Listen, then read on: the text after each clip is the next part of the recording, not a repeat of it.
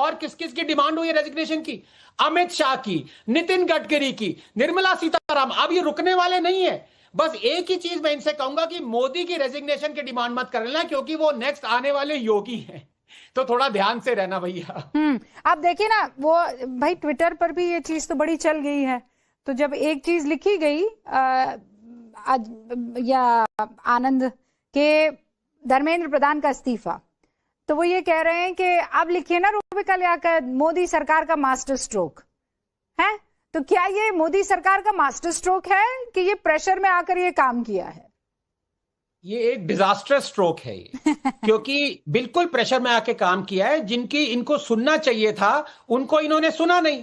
और अब ये संदेश जो जा रहा है कि भाई आप सड़कों पे आ जाओगे, दंगा फसाद करोगे, जो योगेंद्र यादव कह रहे थे, मुझे ये दुख हो रहा है कि उनकी बात सच निकली है। मतलब इससे बताइए, इससे एम्बैरेसमेंट और ज्यादा क्या हो सकता है रूबिका जी? जो लोग सड़क पे दंगा फसाद करवाना चाहते हैं, जो कह रहे हैं कि पार्लियामेंट की नहीं सुनी जाएगी, अब सड़क की सुनी जाएगी, वो लोग सच निकले। तो अब ये मैसेज जो गया है वो ये गया है कि भाई आप जो भी करना चाहते हैं, लेजिटिमेट डिमांड स्टूडेंट्स की हैं, हम वो नहीं सुनेंगे जब तक आप सड़क पे नहीं आते, जब तक आप दंगा फसाद नहीं करते। मैं ये नहीं कह रहा कि जो सब डिमांड मांग रहे हैं वो सारे के सारे इलीगल हैं। मैं बस आपसे ये जानना चाह रही हूँ कि ये जो धर्मेंद्र प्रधान ने लेटर लिखा है 2 पेज का, हैव यू रेड इट? आपने पढ़ा उसे?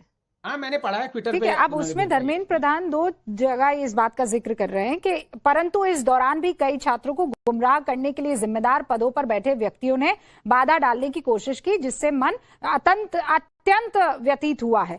देश की युवा शक्ति को भ्रम के कुचक्र में फंसाने नहीं देंगे, यही मेरा संकल्प है।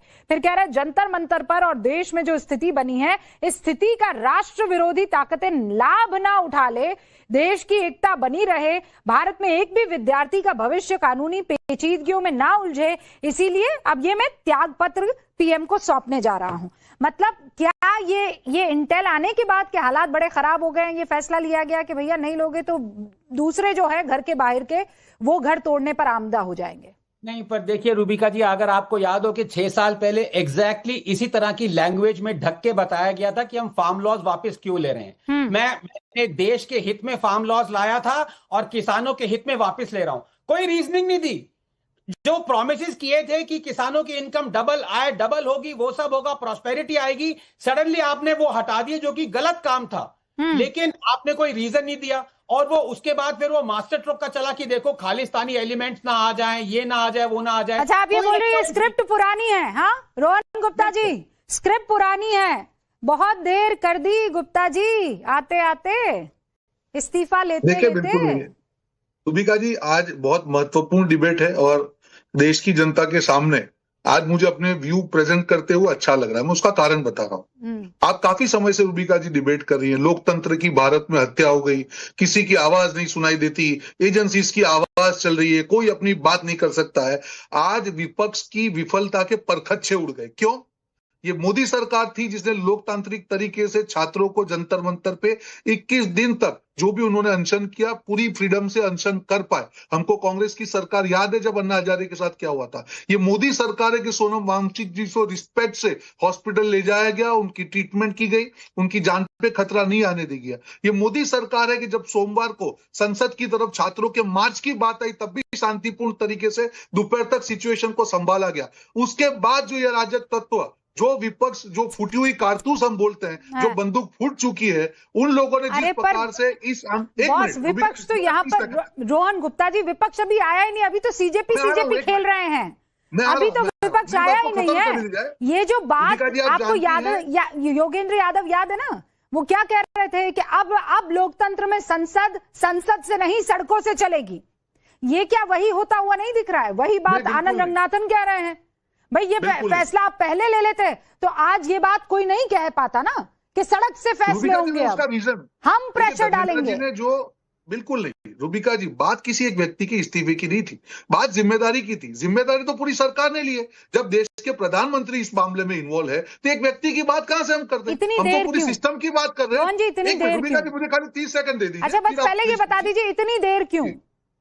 मैं बता रहा हूं उसका रीजन, मैं उसी का कारण आपको बता रहा हूं। जब ये पेपर लीक हुआ रूबिका, इस्तीफे की गाड़ी में एथेनॉल डलवा दिया था ना? बिल्कुल नहीं, बिल्कुल यहां तक फिर क्यों नहीं पहुंच पाई? मैं आपका रीजन में जवाब दे दूं, फिर आप अपना सवाल वापस पूछे। मैं वापस कह रहा हूं, कि जब भी ये पेपर नीट का मामला है तब पहली सरकार की प्राथमिकता थी किसी प्रकार से रीनीट को करा के छात्र के भविष्य को खराब ना करने दिया। बाद में जो भी इंप्रूवमेंट हो रहा है, आप नेशनल एजुकेशन पॉलिसी देखिए, उसके बाद में सबसे सख्त लॉ अभी तक का इतनी सरकारों में सबसे ज्यादा स्ट्रॉन्ग लॉ किस सरकार ने बनाया? इस सरकार ने बनाया। जहां जहां छात्रों की मांग थी, जंतर मंतर पे रोहन भाई, इसलिए मैं आपको रोक रही हूँ क्योंकि पवन खेड़ा भी आए हैं इस्तीफे के बाद, पहली बार मीडिया के सामने। सुनते क्या कह रहे हैं। पहले उसका मजाक उड़ाया गया, फिर चुप्पी हो गई, फिर रात को 12 बजे रील्स आने लगी, फिर फ्रेंड्स बन गए वो लोग।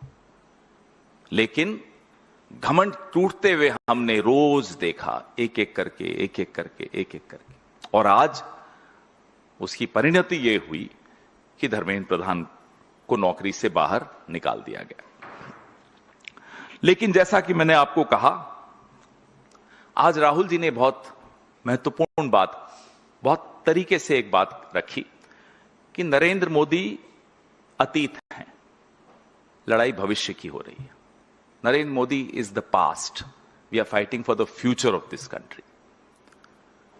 और बहुत ही दुख की बात यह है कि जो ये पास्ट है ना, ये जाते जाते करोड़ों लोगों का भविष्य तबाह करते हुए जा रहा है।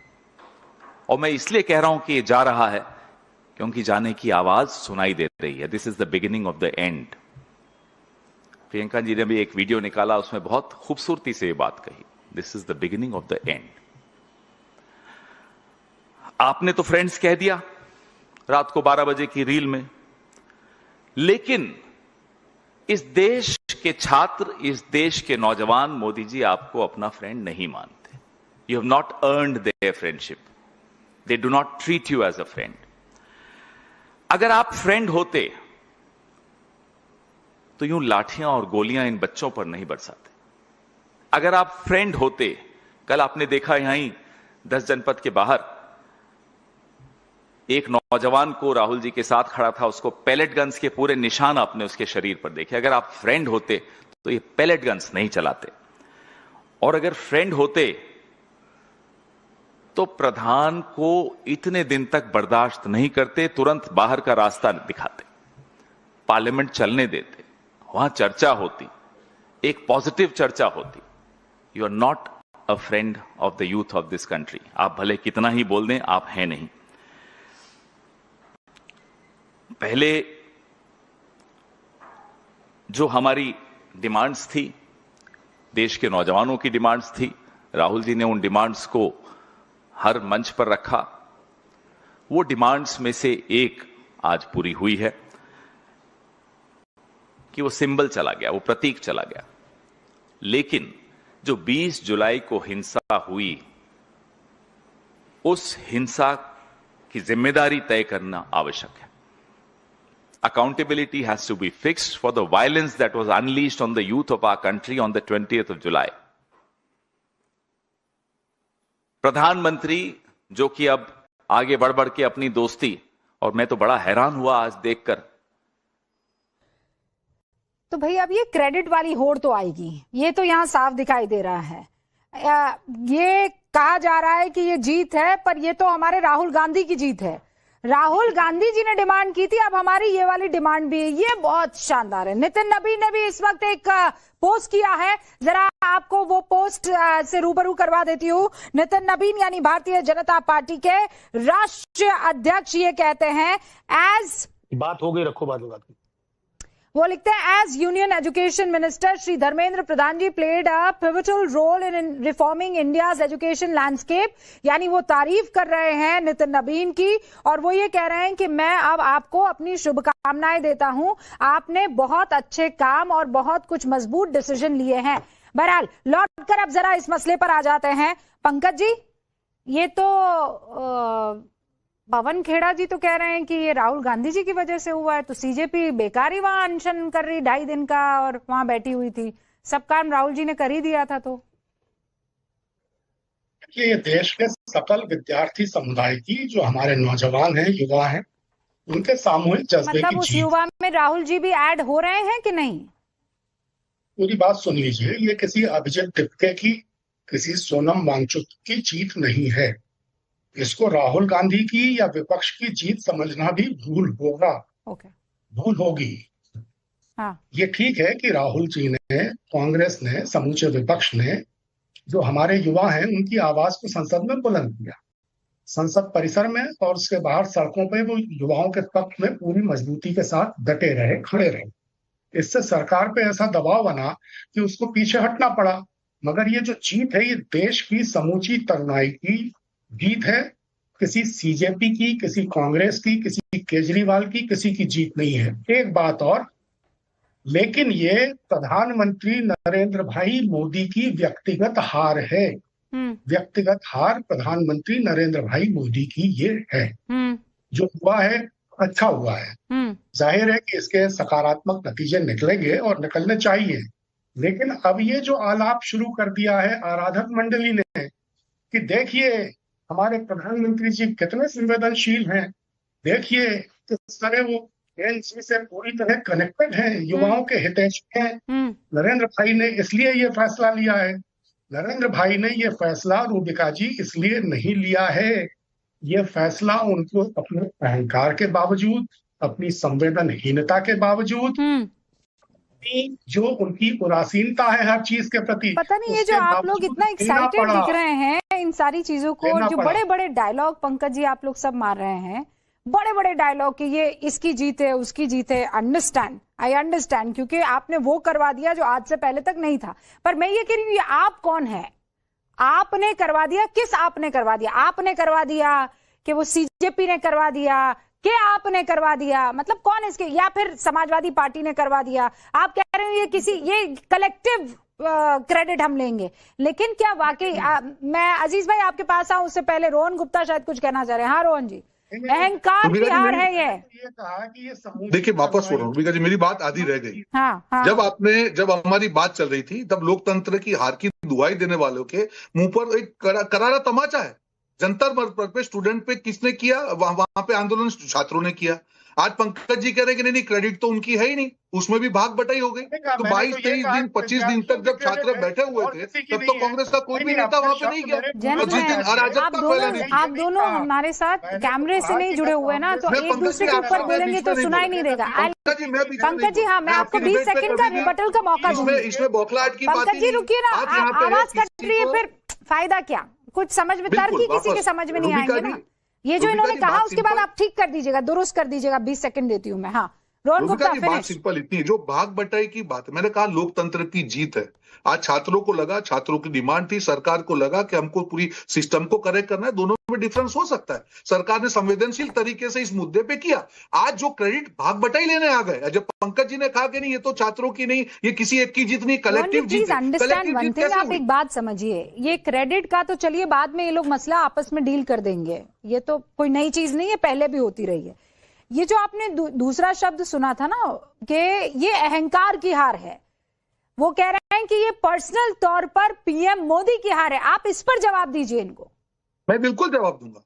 हार इसलिए नहीं है कि अगर अहंकार होता तो मोदी जी संवेदनशीलता से छात्रों की बातों को सुनने के लिए नहीं कहते। अगर अहंकार होता तो सोनम वांगचुक की जो अनशन का अंत हुआ वो नहीं होता, वो डिमांड को नहीं मानते। अगर अहंकार होता तो छात्रों का साथ बैठ के सरकार बात नहीं करती। अगर अहंकार होता तो छात्रों ने जो डिमांड बताई वो नहीं होती। बात प्रेशर की नहीं है। जंतर मंतर पे जो लोकतांत्रिक तरीके से आंदोलन हुआ, कांग्रेस को क्या अपनी सरकार याद नहीं कि किसी प्रकार से जंतर मंतर से मार के वहां से लोगों को भगाया गया? अब मैं 20 सेकंड पंकज जी, 20 सेकंड, और फिर मेरे एक मेहमान अभी तक बोल नहीं पाया, अजीज भाई जल्दी से। ये साफ हो गया था कि आंदोलन जितना लंबा चलता सरकार उतनी ही रिपायु होती जाती।